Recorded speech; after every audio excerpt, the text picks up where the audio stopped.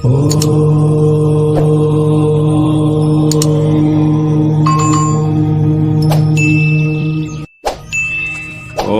परमात्मने नमः। कहीं से प्रश्न आया कि जो सन्यासी हैं, जो साधु हैं, जो ब्रह्मज्ञानी हैं, जो महापुरुष हैं, सभी लोग तो उसका अनुसरण नहीं कर सकते हैं, तो क्या शास्त्र केवल उन्हीं लोगों के लिए है?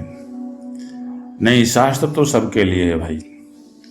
शास्त्र जो उन गृहस्थ के लिए भी है जो दिन रात अपने गृहस्थी का काम करते रहते हैं और जीविका चलाते हैं। इसमें एक प्रसंग है नारद जी और युधिष्ठिर जी का संवाद, उसे सुनाता हूं।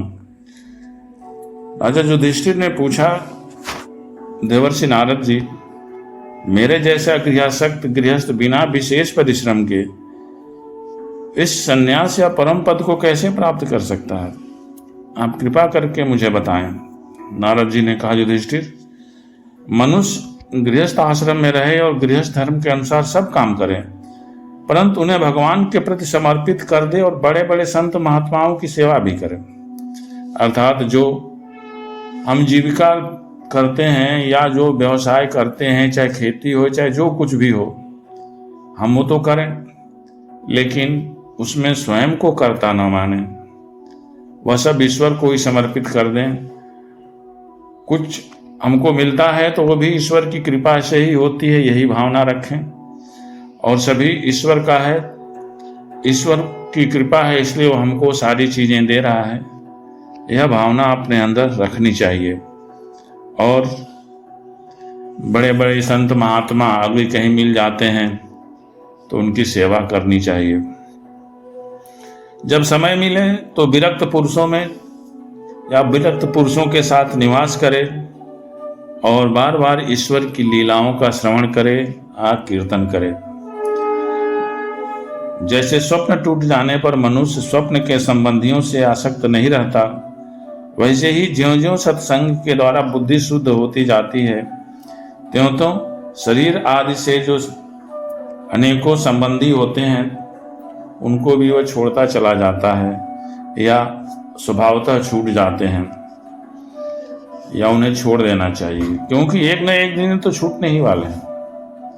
बुद्धिमान पुरुष को आवश्यकता के अनुसार ही घर और शरीर की सेवा करनी चाहिए, अधिक नहीं। अंदर से विरक्त रहे, वैराग्य अंदर रखे रहे और बाहर से जैसे कोई बहुत बड़ा प्रेमी हो, रागी के समान लोगों में साधारण मनुष्यों जैसा ही व्यवहार कर ले। माता पिता, भाई बंध, पुत्र मित्र, जाति वाले और दूसरे जो कुछ कहें अथवा जो कुछ चाहें, भीतर से ममता न रखकर उसका अनुमोदन कर लें। बुद्धिमान पुरुष वर्षा आदि के द्वारा होने वाले अन्न आदि, पृथ्वी से उत्पन्न होने वाले सुवर्ण आदि या अकस्मात प्राप्त होने वाले द्रव्य आदि तथा और सब प्रकार के धन भगवान के ही दिए हुए हैं, ऐसा समझकर प्रारब्ध के अनुसार उनका उपभोग करता हुआ संचय न करे। उन्हें पूर्वोक्त साधु सेवा आदि कर्मों में लगा दे। मनुष्यों का अधिकार केवल उतने ही धन पर है जितने से उसकी भूख मिट जाए।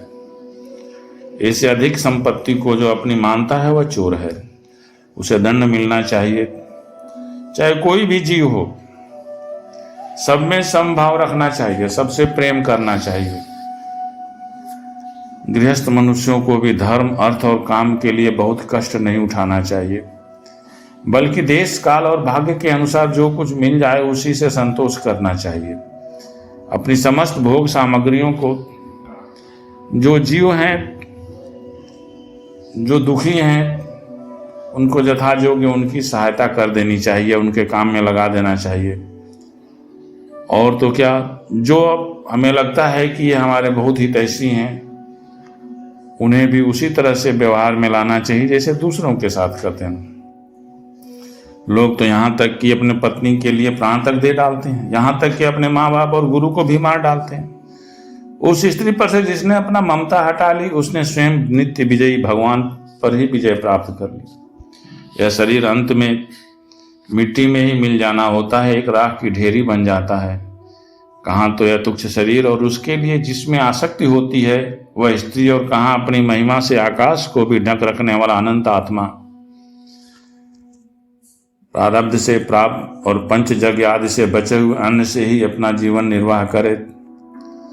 यदि गृहस्थ को अपना परम पद प्राप्त करना है तो उसे नियम के अनुसार ही चलना चाहिए। जो बुद्धिमान पुरुष इसके सिवा और किसी वस्तु में स्वत्व नहीं रखते उन्हें संतों का पद प्राप्त होता है। अपनी वर्णाश्रम विहित वृत्ति के द्वारा प्राप्त सामग्रियों से प्रतिदिन देवता, ऋषि, मनुष्य, भूत और पितृगण का अपने आत्मा का पूजन करना चाहिए। पूजन का अर्थ ही होता है कि उन्हें तृप्त करना चाहिए।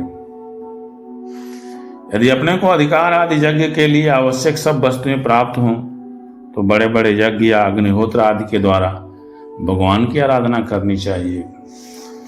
हे युधिष्ठिर, वैसे तो समस्त यज्ञों के भोक्ता भगवान स्वयं ही हैं, परंतु जो ईश्वर तुल्य हो गए हैं, जो तपस्या करके ब्रह्म स्वरूप हो गए हैं, उनके मुख में तो स्वयं भगवान ही रहते हैं।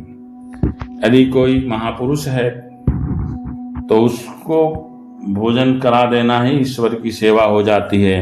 कहीं अग्नि में हवन करने से अच्छा यही होता है कि हम उसके क्षुधा को तृप्त कर दें जो ईश्वर में लीन है। वैसे अग्नि के मुखों में हवन करने से वह पुण्य नहीं मिलता, इसलिए ब्राह्मण, देवता आदि सभी प्राणियों में यथा योग्य उसके उपयुक्त सामग्रियों के द्वारा सबके हृदय में अंतर्यामी रूप से विराजमान भगवान की पूजा करनी चाहिए। इनमें प्रधानता ब्राह्मणों की है। ब्राह्मणों का अर्थ यह नहीं होता है जो किसी जात का प्रतीक होता है, जो ईश्वर में लीन है, जो महापुरुष है, जो भगवान को ही समर्पित हो चुका है, उसकी बात यहाँ कही गई है। अर्थात यदि हम सबके अंदर उपस्थित आत्मा रूप में ईश्वर को हम अगर जो प्रसन्न कर लेते हैं और उसको भोजन आदि के द्वारा तृप्त कर लेते हैं तो यही भगवान की पूजा हो जाती है, बड़ा पुण्य होता है। उस अग्नि में हवन करने से अच्छा ही होता है कि हम इनको तृप्त कर दें। यही शायद शास्त्रों में इसी को लेकर के ब्राह्मण भोजन या अन्य बातें कही गई हैं, लेकिन ये उन लोगों के लिए कही गई हैं जो ईश्वर में लीन हैं। धनी ब्राह्मण को अपने धन के अनुसार हर महीने कुछ जो है दान के रूप में देते रहना चाहिए। इसके अतिरिक्त जो उनके पूर्वज हों या पितृ हों, उनके शांति के लिए भी वह महालय के समय उन्हें पिंड आदि दान भी करना चाहिए। ये कल्याणकारी साधना के उपयुक्त और शुभ की अभिवृद्धि करने वाले हैं। इन अवसरों पर अपनी पूरी शक्ति लगाकर शुभ कर्म करना चाहिए, इसी में जीवन की सफलता है। इन शुभ संयोगों में जो स्नान, जप, होम, व्रत तथा देवता और ऋषियों की पूजा की जाती है अथवा जो कुछ देवता, पितर, मनुष्य, प्राणियों को समर्पित किया जाता है उसका फल अक्षय होता है, अर्थात मिटता नहीं है। हमें समय के अनुसार तीर्थों में भी भ्रमण करना चाहिए। कल्याणकामी पुरुष को बार बार इन देशों का सेवन करना चाहिए जहाँ पर तीर्थ हों। इन स्थानों पर जो पुण्य कर्म किए जाते हैं मनुष्य को उनका 1000 गुना फल मिलता है। हे युधिष्ठिर, पात्र निर्णय के प्रसंग में पात्र के गुणों को जानने वाले विवेकी पुरुषों ने एकमात्र भगवान को ही सत्पात्र बतलाया है। यह सारा संसार उन्हीं का स्वरूप है। अभी तुम्हारे इसी यज्ञ की बात है। इसमें देवता, ऋषि, सिद्ध और सनकादियों के रहने पर भी अग्र पूजा के लिए श्री कृष्ण ने स्वयं ब्राह्मणों या ऋषियों की ही पूजा की। असंख्य जीवों से भरपूर इस ब्रह्मांड रूप महावृक्ष के एकमात्र मूल ईश्वर ही है, इसलिए उनकी पूजा से समस्त जीवों की आत्मा तृप्त हो जाती है। मनुष्य, पशु, पक्षी, ऋषि और देवता आदि के शरीर रूप पुरों की रचना करके वह ईश्वर इस पुरी में जीव रूप में शयन करता है। इसी से उसका एक नाम पुरुष भी है। जो इस शरीर रूपी पुर में शयन करे वह पुरुष है। एक रस रहते हुए भगवान इन मनुष्य आदि शरीरों में उनकी विभिन्नता के कारण न्यूनाधिक रूप से प्रकाशमान है। किसी में ज्यादा प्रकाशित है तो किसी में कम प्रकाशित है। इसलिए पशु पक्षी आदि शरीरों की अपेक्षा मनुष्य ही श्रेष्ठ पात्र है। और मनुष्यों में भी जिसमें भगवान का अंश तप योग आदि जितना ही अधिक पाया जाता है वह उतना ही श्रेष्ठ है। हे युधिष्ठिर, त्रेता आदि युगों में जब विद्वानों ने देखा कि मनुष्य परस्पर एक दूसरे का अपमान आदि करते हैं, तब उन लोगों ने उपासना की सिद्धि के लिए भगवान की प्रतिमा की प्रतिष्ठा की। अर्थात त्रेता युग में ही मूर्ति पूजा आरंभ हो गया, क्योंकि उस समय लोग जिसको सम्मानित समझते थे उसी का अपमान करना शुरू कर दिए। इसलिए श्रद्धा जहां टिकती है उस ईश्वर के अनेक प्रतिमाओं का निर्माण कर दिया गया। तभी से कितने ही लोग बड़ी श्रद्धा और सामग्री से प्रतिमा में ही भगवान की पूजा करते हैं, परंतु जो मनुष्य से द्वेष करते हैं उन्हें प्रतिमा की उपासना करने पर भी सिद्धि नहीं मिल सकती है। अर्थात जो मानवद्रोही है, जो हमेशा विपरीत ही कर्म करता है, वह प्रतिमा की कितना ही पूजा करे उसको सिद्धि नहीं मिलती है। हे युधिष्ठिर, मनुष्य में भी जो ईश्वर में लीन है वह विशेष पात्र माना गया है, क्योंकि वह अपनी तपस्या, विद्या और संतोष आदि गुणों से भगवान के वेद रूप शरीर को धारण करता है। हे महाराज, हमारी और तुम्हारी तो बात ही क्या है, ये जो सर्वात्मा ईश्वर है उनके भी इष्ट देव ब्राह्मण ही हैं। अर्थात जो उनके भक्त हैं, जो हमेशा उनमें लीन रहते हैं, वे भगवान के भी इष्ट हैं, क्योंकि उनके चरणों की धूल से तीनों लोग पवित्र होते रहते हैं। और भगवान ने तो ये स्वयं ही कहा है कि जो हमारे भक्त होते हैं मैं उनके चरण धूल लेने के लिए उनके पीछे पीछे चलता रहता हूं। तो ये भक्तों की, जिन्हें शास्त्रों में ब्राह्मण कहा गया है, उनकी महत्ता ज्यादा है। उनकी पूजा तो स्वयं ईश्वर ही करता है, उन्हीं की इष्ट मानता है। अतः हे युधिष्ठिर, हमको इसी के अनुसार अपने साधना जारी रखनी चाहिए।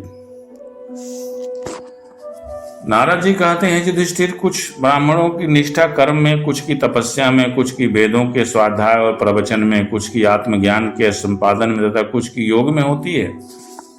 गृहस्थ पुरुष को चाहिए कि श्राद्ध अथवा देव पूजा के अवसर पर अपने कर्म का अक्षय फल प्राप्त करने के लिए ज्ञाननिष्ठ पुरुष को ही हव्य कव्य का दान करे। जो ज्ञानी हो उसी को ही ध्यान करना चाहिए। यदि वह न मिले तो योगी प्रवचनकार आदि को यथा योग्य और यथा क्रम देना चाहिए। देव कार्य में 2 और पितृ कार्य में 3 अथवा दोनों में 1-1 ब्राह्मण को भोजन कराना चाहिए। धर्म का मर्म जानने वाला पुरुष श्राद्ध में अभक्ष अर्पण न करे और न स्वयं ही उसे खाए, क्योंकि पितरों को, ऋषि मुनियों को योग हविष्य आने जैसा प्रसन्नता होती है, वैसा पशु हिंसा से नहीं होती है। अतः हमें पशु हिंसा नहीं करनी चाहिए यदि हम किसी का तर्पण करते हैं तो। जो लोग सधर्म पालन की अभिलाषा रखते हैं उनके लिए इससे बढ़कर और कोई धर्म नहीं है कि किसी भी प्राणी को मन, वाणी और शरीर से किसी प्रकार का कष्ट न दिया जाए।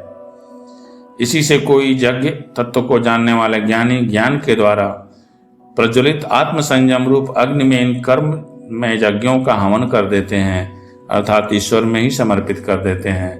और बाह्य कर्म कलापों से उपरत होकर के जब कोई इन द्रव्यमय यज्ञों से यजन करता है तब सभी प्राणी डर जाते हैं और सोचने लगते हैं कि यह अपने प्राणों का पोषण करने वाला निर्दयी मूर्ख मुझे अवश्य मार डालेगा। अतः हमें हिंसा वृत्ति का पालन नहीं करना चाहिए। इसलिए धर्मज्ञ मनुष्य को यही उचित है कि प्रतिदिन प्रारब्ध के द्वारा प्राप्त मुनिजनोचित हविष्यान्न से ही अपने नित्य और नैमित्तिक कर्म करे तथा उसी से सर्वदा संतुष्ट रहे। अधर्म की 5 शाखाएं हैं: विधर्म, परधर्म, आभास, उपमा और छल। धर्मज्ञ पुरुष अधर्म के समान ही इनका भी त्याग कर दे जिस कार्य को धर्म बुद्धि से करने पर भी अपने धर्म में बाधा पड़े वह विधर्म है। अर्थात हम काम तो धर्म बुद्धि से करते हैं, लेकिन उससे अधर्म हो जाता है या धर्म में बाधा पड़ जाता है तो उसे विधर्म कहते हैं। किसी अन्य के द्वारा अन्य पुरुष के लिए उपदेश किया हुआ धर्म पर धर्म है। कोई दूसरा किसी दूसरे को यदि उपदेश करता है तो वह पर धर्म है। पाखंड या दंभ का नाम उपधर्म अथवा उपमा है। शास्त्र के वचनों का दूसरे प्रकार का अर्थ कर देना छल है। मनुष्य अपने आश्रम के विपरीत स्वेच्छा से जिस धर्म मान लेता है वह आभास है, और अपने अपने स्वभाव के अनुकूल जो वर्णाश्रमोचित धर्म है वे भला किसे शांति नहीं देते। वर्णाश्रमोचित धर्म का पूरा विवरण गीता में कृष्ण जी ने कहा है। किस वर्ण की क्या धर्म होते हैं, ये धर्म साधना की अवस्थाओं के ऊपर है। यह एक विस्तृत बात है, इसको पहले समझाया जा चुका है। धर्मात्मा पुरुष निर्धन होने पर भी धर्म के लिए अथवा शरीर निर्वाह के लिए धन प्राप्त करने के लिए बेचैन नहीं होना चाहिए, क्योंकि जैसे बिना किसी प्रकार की चेष्टा किए ईश्वर सबकी जीविका चलाता रहता है, वैसे ही निवृत्त प्राण पुरुष की निवृत्ति ही उसकी जीविका का निर्वाह कर देती है। जो सुख अपनी आत्मा में रमण करने वाले निष्क्रिय संतोषी पुरुष को मिलता है वह उस मनुष्य को भला कैसे मिल सकता है जो कामना और लोभ से धन के लिए हाय हाय करता हुआ इधर उधर दौड़ता फिरता है। जैसे पैरों में जूता पहनकर चलने वाले को कंकड़ और कांटों से कोई डर नहीं होता, वैसे ही जिसके मन में संतोष है उसके लिए सर्वदा और सर्व कहीं सुख ही सुख है, दुख है ही नहीं। हे युधिष्ठिर, न जाने क्यों मनुष्य केवल जल मात्र से ही संतुष्ट रहकर अपने जीवन का निर्वाह नहीं कर लेता, अपितु रसेंद्रियों और जनेंद्रियों के फेर में पड़कर बेचारा घर की चौकसी करने वाले कुत्ते के समान हो जाता।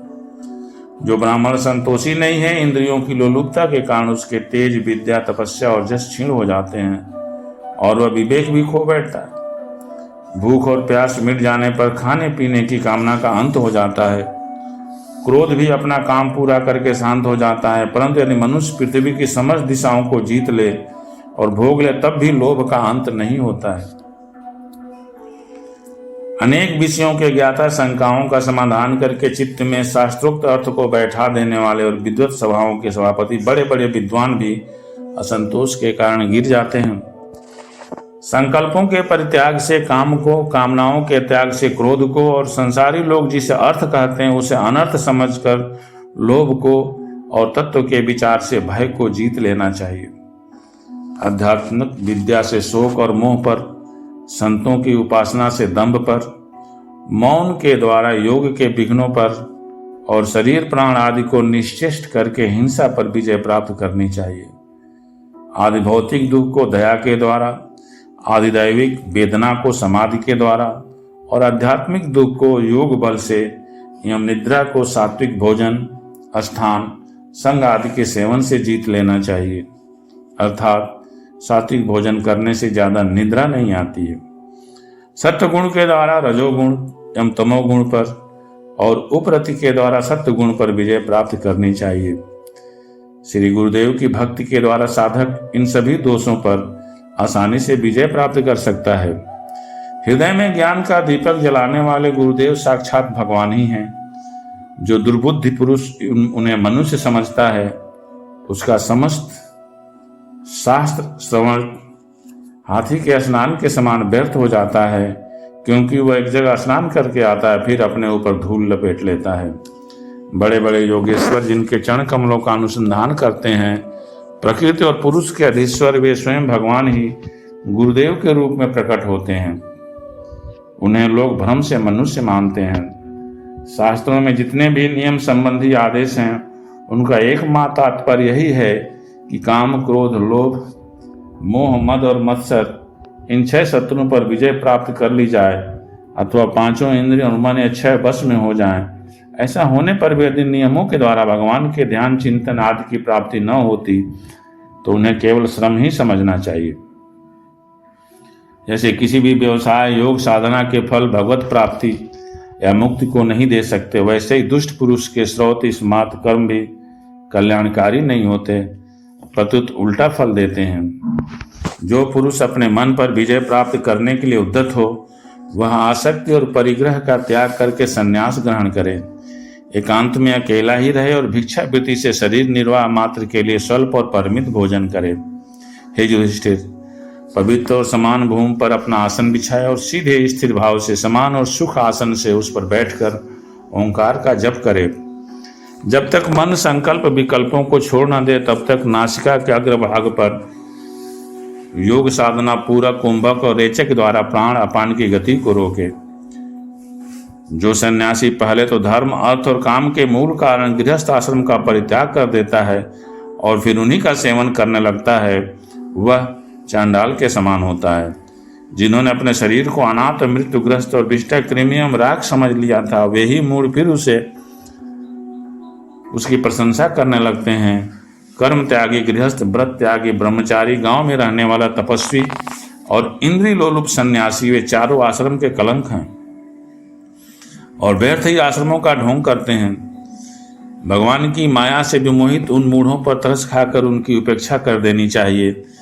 आत्मज्ञान के द्वारा जिसकी सारी वासना निर्मूल हो गई हैं और जिसने अपने आत्मा को पर ब्रह्म स्वरूप जान लिया है, वह किस किस विषय की इच्छा, किस किस भोक्ता की तृप्ति के लिए इंद्रिय लोलुप होकर अपने शरीर का पोषण करे। शेष आगे। जय।